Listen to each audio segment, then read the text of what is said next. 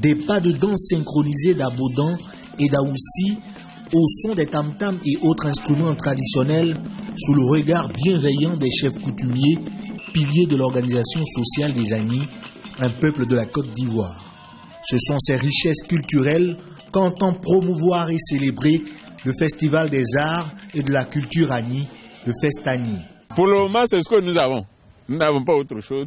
La culture, c'est notre force, c'est notre produit pour aller au rendez-vous du donner et du recevoir.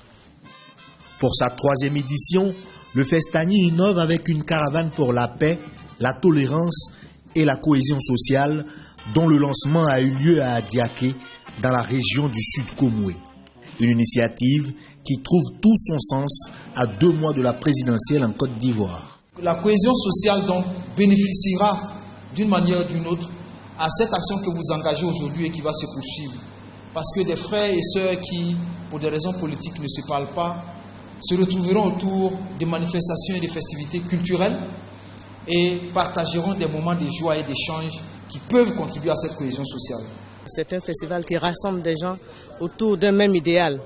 Et nous souhaitons que cet idéal, qui est la paix, la tolérance, la cohésion sociale, soit partagé par tous les Ivoiriens, afin que chaque peuple de Côte d'Ivoire organise un tel festival qui contribuera à rassembler pour une paix durable en Côte d'Ivoire.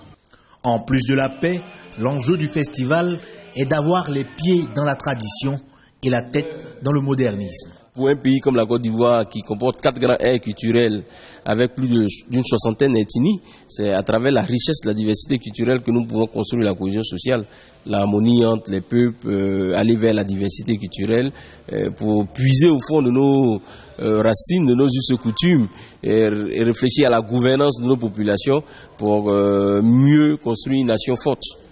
Après son lancement, la caravane a sillonné les sous-préfectures d'Assini, d'Assouba et d'Adaou, le village du riche planteur ivoirien à Kabléoué, heureux d'accueillir l'événement.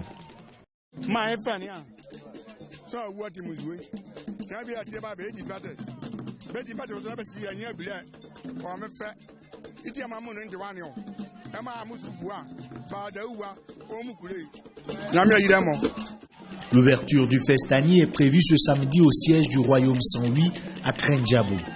Durant 48 heures, des populations venues de toutes les régions du pays pourront célébrer une culture séculaire.